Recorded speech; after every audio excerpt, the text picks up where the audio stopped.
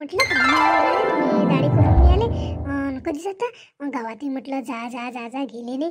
मग करतो नेहमीच आहे तुमचं. आता एखादा डाव काढत नसते काय पाहुणे पाहुणे आले म्हणजे करून या लागत असते. असं असं राहिल्यानं जमत असते काय. पुरीला पाहुणे पाली येऊन राहिले ना नेहमीच आहे ते वेगळं आहे. जवायले किंवा युवायले घेऊन जा दाढी करून या. तसे काय राहता उद्यापर्यंत का करणारच नाही का तुम्ही वेळेवर. आपलं गाव नाही ना हे.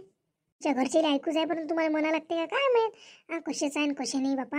हो जातो ना मी युवा बोले म्हणतो मी जातो. मग म्हटलं त्याला म्हटलं होतं म्हटलं पण ते म्हणे नंतर जाऊ म्हणे म्हणून बाई मी तिकडे जाते जरासं काही करू लागायचं असेल तर तुम्ही लवकर म्हणा लवकर चालले जा.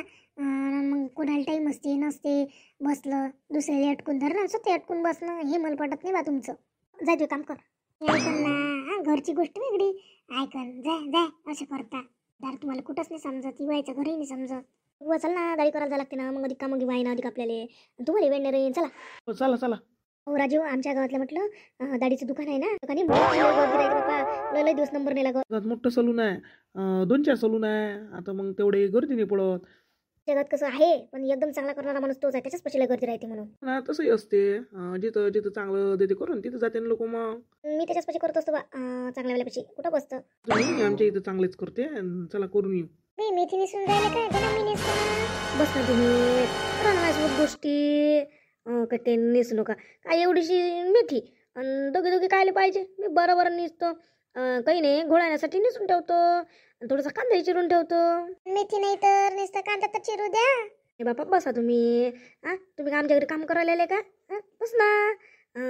कोणत्या गोष्टी जात नसतं का होत आई. हो भजन गिजन आहे पोराच्याच मागं लागते. मी भजन गिजन जात नसतो. हा मोठा गिटा झाला म्हणजे जात जाईन. मला भजन गिजन चांगले येते पण मी म्हणत नाही बिचारे. दिवसांदिवस आता वय झालं तर आवाज काही चांगला येत नाही. मला चांगलं भजनच नाही म्हणता येत.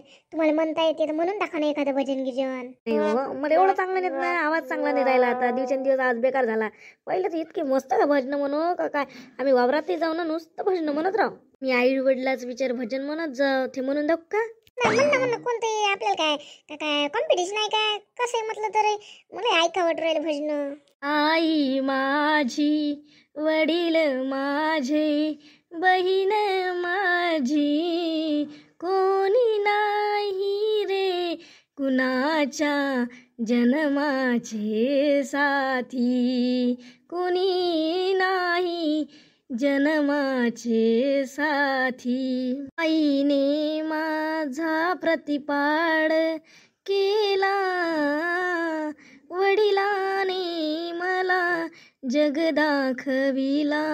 9 महिने आईला रे किती कोणी नाही रे कुणाच्या जन्माचे साथी. बाई आता तर मी विसरली हो बाई. आता लय दिवस झाले म्हणत नसतं भजन तर आठवणही नाही राहिलं मला. पुढं कोणतं कडवं आहे काय माहित आठवणच नाही राहिलं बाई. पाहिलं ते पंढरीच्या पांडुरंगा मला आठवणच नाही राहिलं. तुम्ही म्हणा तुम्ही आता. पंढरीच्या पांडुरंगा भक्ती रे तुझी जिथे आई बाप तेथे पंढरी माझी सारे तीर्थ आहे रे आईच्या पाशी कोणी नाही रे कुणाच्या जन्माची साथी. माझा काही आवाज एवढा चांगला नाही आहे तुमचाच बरोबर आहे. मला आता आठवण नाही राहिलं. राहू दे आता.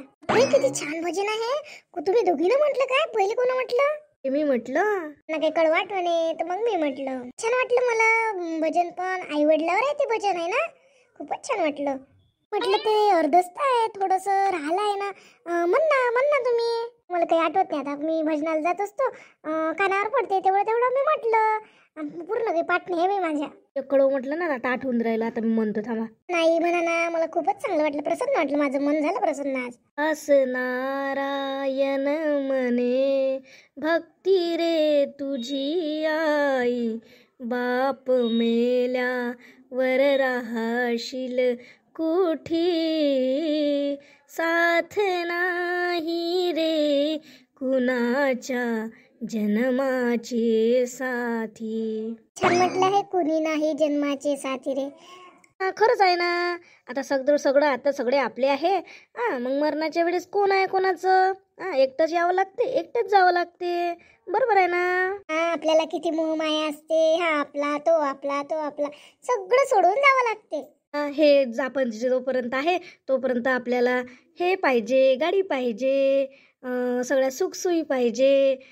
पाय बरं काही नाही न्यायला ग सोबत आपल्याला. किती वेळा मी तुला कॉल केला, उचलत नाही. आणि मला उचलता नाही म्हटलं कधी कोणाच्या देखता. काय झालं बापा? रडून राहिली. काय झालं? एवढे रडल्यासारखे कोण बोलून राहिली? सांगू तुला, माझ्या घरच्यानं म्हटलं तुझं माझं माहीत झालं तर जबरदस्तीनं ताईच्या घरी आणलं म्हटलं. त्यांनीच ठरवलं. आणि कोणता तरी मुलगा येणार आहे म्हणते मला उद्या पाहायला. आणि शेवटी मला त्यांच्यासमोर जावं लागलं ताईच्या घरच्याच्या लाजी खाती. नाही जर गेली असती तर कसं. मी तुला एक प्रश्न विचारतो, तू माझ्यासोबत चालतं का पडून? आपलं पाहुणे पाहणं झाले का आपण लगेच तयारी करून निघू. एवढ्या लवकर पडून? मी काही सेटल नाही काही नाही. तसंच कसं घेणं? माझ्यापाशी कुठे पैसे आहे एवढे?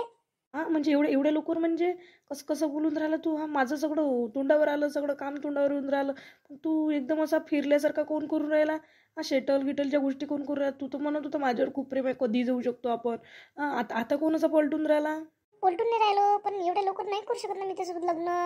कसं करू शकत नाही? आता चालाच लागते. चल आपण जाऊ. मी नाही राहू शकत तुझ्याशिवाय.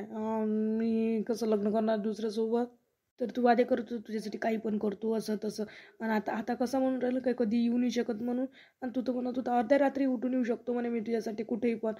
साऱ्या जगाच्या विरोधात जाऊन करू शकतो म्हणे तू असं म्हणत होता. आणि आता तू सेटलमेंटच्या गोष्टी करू राहिला, असं तसं बोलून राहिला. असं कसं जमणार आहे? कसं सांगू तुला आता? म्हणजे काही मी काय कधी उठून असं म्हटलं म्हणजे का मी त्यामागं कधी उठलं का सुटलं आहे काय? चालतं का नाही चालत? फक्त एवढं बोल आता बघ पुढचं बोल नको. म्हणजे आता तुझ्या बोलण्यावर मला समजून राहिलं का तुझी इच्छाच नाही आहे. जशी बोलून राहिली मी नाही करू शकत एवढ्या लवकर तुझ्यासोबत लग्न. असं वाटलं का तू माझ्यासाठी काही पण करू शकतो, पण तू तर आताच तर असं तोंड पेरल्यासारखा बोलून राहिला. काही नाही येऊ शकत मी, का तुझ्यासाठी कधी मागायला का सुटी येऊ काय असं तसं. मग काय माझं लग्न झाल्यावर येशील का मग तू? ते आता तुझं खरं माहिती पडलं, काही प्रेमगिम नव्हतं. फक्त मीच फक्त तुझ्यासाठी वेळी होती. आता समजलं, बरं झालं मला वेळेनुसार समजलं. आता मला माझी मनाची मी तयारी करते का नाही बा आता करून टाकते मी. मग तू म्हणतो तर येतो. मग तुला सांगून देतो आपलं काही सेटलमेंट नाही मग आपल्यावर बावराचं नाही काही. अजून जावंही नाही अरे बा. तू कशी जिंदगी जगू, पण आपलं प्रेम आहे, मी राहू नाही शकत तुझ्याशिवाय. घेईन अधिक मग तिला ती रागवण. चल मी जाते. की नक्की कधी जायचं काय जायचं सांग जो मला. मग आपण सगळं प्लॅन करू. हो.